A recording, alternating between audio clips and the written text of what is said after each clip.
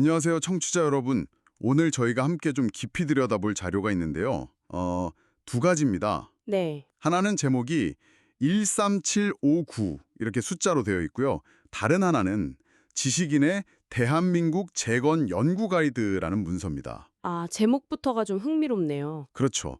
이 자료들이 특히 한국 사회에 지식인이라고 불리는 분들이 지금 어떤 고민을 하고 있는지, 또 앞으로 사회 발전을 위해서 어떤 역할을 해야 하는지에 대해서요, 상당히 독특하면서도 또 구체적인 제안들을 담고 있어서 저희가 한번 가져와 봤습니다. 네, 저도 흥미롭게 봤습니다. 그래서 오늘 저희는 이 자료들을 가지고 뭐랄까, 지식인의 소명의식이라든지, 또 사회부모재단이라는 좀 생소하죠? 네, 처음 들어보는. 네, 이 조직의 필요성, 그리고 바르게 사는 법이라는 걸 연구해야 한다는 제안, 여기서 더 나아가서 대한민국의 국제적인 역할, 심지어는 그 러시아 우크라이나 분쟁 해결에 대한 주장까지 좀 파격적인 내용들을 깊이 있게 한번 파헤쳐 보려고 합니다. 네, 상당히 폭넓은 주제를 다루는군요. 네. 자, 그럼 본격적으로 한번 들어가 볼까요? 네, 좋습니다. 우선 첫 번째로 이 자료들이 한국의 지식인들, 특히 그 박사학위를 가지신 분들이 현재 자기 삶에서 진짜 보람을 잘 못 느끼고 있다. 심지어는 좀 비굴하게 생계를 유지하고 있다. 이런 다소 강한 어조의 진단을 내리고 있어요. 네, 맞습니다. 그 부분이 사실 좀 충격적일 수도 있는데요. 네. 이게 심지어는 이런 상태가 계속되면 자살까지 생각할 수 있다. 이런 언급까지 나오던데 이게 어떤 배경에서 나온 이야기일까요? 네, 그게 이 자료들이 던지는 가장 근본적인 문제의식 중 하나입니다. 그러니까 지식인이라는 존재가 단순히 뭐 개인의 생계나 안위를 챙기는 걸 넘어서서 국가와 인류 공동체를 위해서 헌신해야 한다는 아주 강한 당위성을 제시하고 있는 거죠. 아, 헌신이요? 네, 이 자료들 논리로는 진정한 보람을 찾는 것, 그게 바로 지식인의 본질적인 삶의 방식이고, 만약 그 길을 찾지 못하면 아주 깊은 무력감이나 절망에 빠질 수 있다는 겁니다. 그래서 극단적인 생각까지 할 수 있다는 그런 진단인 거죠. 음... 심지어 뭐 아르바이트 같은 걸로 생활비를 버는 건 지식인이 에너지를 쏟을 일이 아니다. 이렇게 단언하게까지 해요. 아, 그 정도인가요? 네. 지식인의 역량은 훨씬 더 큰 가치를 만드는 데 쓰여야 한다. 뭐 이런 상당히 이상주의적인 관점이라고 볼 수 있겠습니다. 그렇군요. 듣고 보니까 지식인의 역할과 책임에 대해서 굉장히 높은 어떤 기준, 기대를 제시하고 있다는 생각이 드네요. 단순한 학문적 성취 이상을 요구하는 것 같아요. 맞습니다. 사회적, 인류적 기여까지 바라보는 거죠. 자, 그러면 이런 문제 상황에 대한 해결책으로 제시된 아이디어가 참 흥미로운데요. 바로 사회 부모 재단을 만들자는 제안입니다. 이건 정확히 어떤 구상인가요? 네, 핵심은 간단합니다. 지식인들이 더 이상 혼자 흩어져서는 안 된다는 거예요.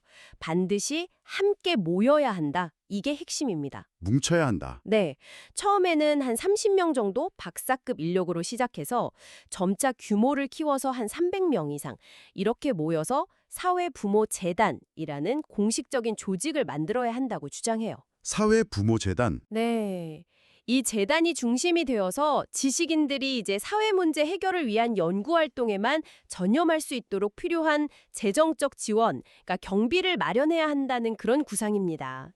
아, 연구 경비 지원? 그렇죠. 여기서 더 나아가서 미래 사회는 개인이 주도하는 시대가 아니라 재단이 중심이 되는 시대가 될 거다. 그리고 사회적으로 의미 있는 큰 일들은 꼭 재단을 통해서 추진해야 한다. 이렇게까지 강조하고 있습니다. 와, 재단 시대라. 네. 이건 기존의 뭐 개인 연구나 작은 연구 그룹과는 확실히 다른 아주 집단적이고 조직적인 접근을 강조하는 이 자료만의 좀 독특한 지점이라고 할 수 있어요. 그렇군요. 굉장히 체계적인 조직을 구상하고 있네요. 자, 그렇다면 이 사회부모재단이 구체적으로 어떤 연구에 집중해야 하는가? 이 부분에 대해서도 자료는 아주 명확한 방향을 제시합니다. 어떤 연구인가요? 바로 가정생활, 뭐 형제 간의 관계, 친구 관계, 더 나아가서는 사회 전체에 이르기까지 우리 삶의 모든 영역에서 적용될 수 있는 바르게 사는 법을 체계적으로 연구해야 한다는 겁니다. 바르게 사는 법이요? 네. 왜 이 바르게 사는 법 연구가 그렇게 중요하다고 보는 걸까요? 이 부분을 좀 생각해 봐야 하는데요. 네, 그 이유가 궁금한데요. 왜 하필 바르게 사는 법일까요? 그 이유를 파고들어 보면 현재 우리 사회가 겪는 여러 어려움들, 혼란들, 그 근본 원인이 사람들이 어떻게 사는 것이 바른 길인지 이걸 잘 모르기 때문이라는 진단과 연결됩니다. 길을 몰라서 그렇다. 네. 그래서 이 재단이 연구를 통해 정립한 바르게 사는 법의 원리들을 그냥 뭐 학술 논문으로만 놔두는 게 아니라 책이나 강연, 뭐 교육 프로그램 같은 대중적인 문화 콘텐츠 형태로 가공해서 모든 국민에게 널리 보급해야 한다고 주장하는 거죠. 컨텐츠로 만들어서 보급한다. 네. 심지어 여기서 한 걸음 더 나아가요. 이 콘텐츠들을 마치 과거 시대의 경전처럼 현대 사회에 꼭 필요한 삶의 지침, 그러니까 새로운 경으로까지 비유하고 있습니다. 새로운 경전이요? 네. 와, 사회의 근본적인 가치관과 행동 규범을 새로 제시하겠다는 상당히 야심찬 목표를 담고 있는 거죠. 이야기가 여기서부터는 정말 스케일이 커지네요. 그렇죠. 이 바르게 사는 법 연구와 보급이 단순히 한국 사회 내부 문제 해결에만 그치는 게 아니라는 거잖아요. 맞습니다. 자료에서는 대한민국이 단순한 국가를 넘어서 인류 전체를 위한 거대한 연구소 역할을 해야 한다. 이렇게 주장하는데요. 특히 우리 민족 고유의 홍익인간, 네, 홍익인간. 네, 널리 인간 세상을 이롭게 한다는 이 이념을 바탕으로 전 인류가 따라야 할 새로운 삶의 방식, 즉 바르게 사는 법의 패러다임을 우리가 개발하고 제시해야 할 역사적 소명이 있다. 이렇게 말하고 있어요. 대한민국의 역할에 대해서 이렇게까지 거대한 비전을 제시하는 건 좀 이례적인 것 같은데요. 구체적으로 어떤 그림일까요? 네, 말씀하신 대로 정말 담대한 비전입니다. 이 자료에 따르면 대한민국이라는 국호는 인류 역사가 끝날 때까지 변치 않을 것이라고 하고요. 아, 정말요? 네, 그리고 대한민국이 그 역할을 다해서 빛날 때 비로소 인류 전체가 밝아질 수 있다. 이렇게까지 주장합니다. 와, 그래서 아까 말씀드린 그 바르게 사는 법 패러다임 연구 결과물을 책이나 다양한 형태의 컨텐츠로 만들어서 전 세계에 적극적으로 수출해야 한다. 이런 구체적인 방안까지 제시합니다. 그걸 수출한다고요? 네, 이게 성공하면 단순한 문화적 영향력을 넘어서 마치 그 해리포터 시리즈처럼 막대한 경제적 부가가치도 창출할 수 있을 뿐만 아니라 궁극적으로는 대한민국이 인류의 정신적 발전을 이끄는 지도국 위상을 확보하게 될 것이다. 이런 주장으로까지 이어집니다. 인류의 지도국. 정말 대단한 포부인데요. 네, 그야말로 국가적 차원을 넘어선 어떤 인류사적 역할을 우리에게 부여하고 있는 셈이죠. 자, 그러면 이렇게 거대한 비전을 실현하기 위한 가장 근본적인 동력, 방법론은 뭘까요? 네, 이 자료들은 시종일관 뭉침의 중요성을 강조합니다. 뭉치는 것. 네, 이승만 전 대통령의 유명한 말 있잖아요. 뭉치면 살고 흩어지면 죽는다. 아, 네네. 이걸 직접 인용하면서 특히 지식인들이 개인적인 활동을 넘어서 강력하게 결집해야만 이런 목표들을 달성할 수 있다. 이렇게 역설합니다. 역시 함께군요. 그렇죠. 심지어는 개개인으로 볼 때는 뭐 사회적으로 별 쓸모 없어 보이는 사람일지라도 지혜로운 리더십 아래서 함께 뭉치게 되면 각자 자기 역할을 찾아서 가치 있는 기여를 할 수 있게 만들 수 있다. 이런 주장까지 펼칩니다. 개인의 영향보다는 집단의 시너지를 극대화하려는 의지가 아주 강하게 보입니다. 그 뭉친의 힘을 보여주는 구체적인 예시로 자살 제로 프로젝트 같은 걸 언급하던데요. 네, 맞습니다. 만약 지식인들이 이렇게 한데 뭉쳐서 한국 사회의 심각한 문제인 자살률을 획기적으로 낮추는 데 성공한다면 이건 단순히 뭐 국내에서의 인정을 넘어서서 전 세계적인 존경과 주목을 받을 수 있는 결정적인 계기가 될 거다. 이렇게 전망하는 거죠. 충분히 그럴 수 있겠네요. 네.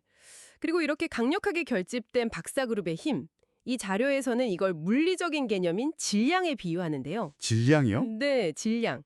이 질량이 매우 커져서 대통령이나 예를 들어 삼성의 이부진 사장 또는 홍라희 여사 같은 사회 최고위층 인사들에게도 상당한 영향력을 행사할 수 있게 된다고 보고 있습니다. 아, 그 정도의 영향력? 네, 그러니까 개개인의 명망보다는 함께 뭉쳤을 때 발휘되는 그 집단적인 질량이 더 중요하다. 이렇게 보는 관점이 아주 인상적입니다. 흥미롭네요. 개인보다는 집단의 질량. 네. 자, 그러면 이렇게 뭉친 지식인 집단이 그들의 질량을 바탕으로 사회 문제를 해결한다는 이 프레임워크, 이 사고의 틀을 실제 국제 분쟁에 적용해 보려는 시도가 나타나는데요. 바로 러시아 우크라이나 전쟁 사례입니다. 이 부분이 특히 좀 놀랍더라고요. 네, 저도 그 부분 보고 좀 놀랐습니다. 자료에서는 대한민국이 이 첨예한 국제 분쟁을 해결할 수 있는 열쇠를 쥐고 있었다, 혹은 뭐 여전히 쥐고 있을 가능성이 있다 이렇게까지 주장을 하던데 어떻게 이런 주장이 가능할까요? 이 뭉침과 질량 개념이 국제 문제랑 어떻게 연결되는 거죠? 이 주장의 핵심 논리는 이렇습니다. 현재 러시아와 우크라이나 양국 모두 전쟁의 수렁에 빠져서 미래로 나아갈 출구, 그러니까 뭐 새로운 성장 동력이나 발전 비전을 찾지 못하고 있다는 진단에서 출발해요. 출구요? 네. 그런데 이들이 간절히 필요로 하는 그 출구를 제공해 줄 수 있는 게 바로 대한민국의 첨단 기술이라는 겁니다.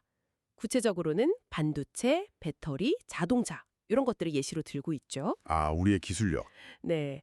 대한민국만이 이 핵심 기술들을 매개로 양국 모두에게 전쟁 이후에 긍정적인 미래상을 제시해 줄 수 있다. 그래서 분쟁 해결의 실마리를 제공할 수 있다는 거죠. 음. 하지만 동시에 이 자료는 좀 아쉬움 섞인 분석도 내놓는데요. 대한민국이 이 결정적인 역할을 수행할 수 있었던 최적의 시점, 작년 9월을 마지노선으로 언급하는데 그 시점을 이미 놓쳤을 수도 있다, 이렇게 보고 있습니다. 아, 시기를 놓쳤다. 네. 더 나아가서 아주 구체적인 실행 방안까지 제시를 해요. 이게 좀 놀라운데요. 어떤 방안인가요? 당시 러시아 푸틴 대통령에게 영향력을 행사하면서 만날 수 있는 인물로 윤석열 대통령, 그리고 삼성의 이재용 회장, 현대차의 정의선 회장을 꼽습니다. 아, 세 사람이요? 네. 특히 주목할 점은 이재용 회장과 정의선 회장, 이 두 경제계 거물을 함께, 그러니까 더 큰 질량으로 뭉쳐서 우크라이나의 젤렌스키 대통령을 먼저 만났어야 했다는 주장입니다. 두 분이 같이요? 네. 그 자리에서 전쟁 중단하고 나토 가입 추진 포기하는 것을 조건으로 전쟁 이후 재건에 필요한 대한민국의 첨단 기술 지원을 파격적으로 약속하고 이 합의안을 가지고 푸틴 대통령의 동의까지 이끌어냈어야 한다. 이런 아주 구체적인 시나리오를 제시합니다. 와, 정말 구체적인데요? 네, 이것이야말로 다른 어떤 나라도 할 수 없고 오직 대한민국만이 할 수 있는 대한민국에게 주어진 역할이었다. 이렇게 강하게 주장하고 있습니다. 정말 대담한 주장이네요. 그런데 동시에 이 자료는 한국이 이런 독자적인 역할을 하는 대신에 미국과의 관계에만 의존하다가 오히려 좀 농락당했다, 이런 비판적인 시각도 같이 제시하고 있죠. 네, 맞습니다. 그런 표현이 등장하죠. 우리가 마땅히 해야 할 역할을 다하지 못하면 마치 자연의 섭리처럼 외부로부터 어려움이나 시련, 즉 채찍을 맞게 된다. 이런 경고성 비유까지 사용하고 있습니다. 네, 이 부분에 대해서는 저희가 뭐 이 주장에 동의한다거나 비판적인 입장을 취하는 것은 아니고요. 어디까지나 주어진 자료에 담겨있는 내용을 청취자 여러분께 가감없이 전달해드리고 있다는 점을 다시 한번 좀 명확히 말씀드리고 싶습니다. 네, 그 점을 분명히 하는 것이 중요할 것 같습니다. 자, 오늘 살펴본 내용들을 한번 정리해볼까요? 지식인이 겪고 있는 어떤 소명의식과 현실 사이의 괴리감, 또 이걸 극복하기 위한 방안으로 제시된 사회부모재단이라는 집단적 모델과 바르게 사는 법 연구. 네, 여기서 더 확장돼서 대한민국의 인류사적 역할론과 홍익인간 정신의 재해석, 그리고 이 모든 것의 동력으로서 뭉침과 질량의 중요성을 강조했고요. 마지막으로는 러시아, 우크라이나 분쟁 해결에 대한 아주 독특하고 구체적인 제안까지 정말 방대하면서도 대담한 주장들이 촘촘하게 엮여 있었습니다. 네, 그렇습니다. 이 자료들이 던지는 핵심 메시지를 한 문장으로 요약한다면 아마도 지식인은 더 이상 개인적인 생계 유지나 학문적 성취에만 머물러서는 안 된다.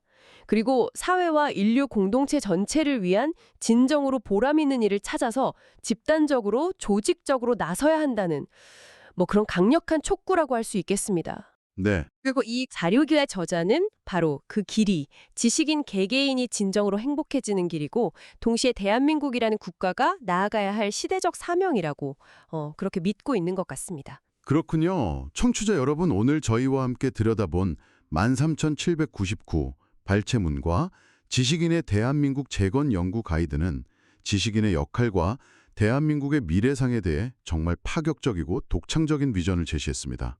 아마 들으시면서 여러 가지 생각 혹은 질문들이 떠오르셨을 것 같습니다. 네, 충분히 그럴 수 있을 것 같아요. 여기서 마지막으로 한 가지 질문을 던져보고 싶습니다. 이 자료에서 제안된 것처럼 우리 사회가 직면한 근본적인 문제들을 해결하기 위해서 바르게 사는 법과 같은 어떤 본질적인 가치를 탐구하고 그 결과를 바탕으로 개인적인 노력을 넘어서는 집단적이고 협력적인 노력을 기울인다고 가정해 볼 때요. 혹시 당신께서 속해 있는 공동체나 전문 분야에서 지금 당장 여럿이 함께 힘을 모아서 집중적으로 노력한다면 의미 있는 긍정적 변화를 만들어낼 수 있는 영역은 무엇일지 한 번쯤 생각해 보시는 것은 어떨까요? 좋은 질문인 것 같습니다. 오늘 저희와 함께 이 깊은 탐구 여정에 동참해 주셔서 진심으로 감사합니다. 네, 감사합니다. 다음 시간에 더욱 흥미로운 자료 분석으로 다시 찾아뵙겠습니다.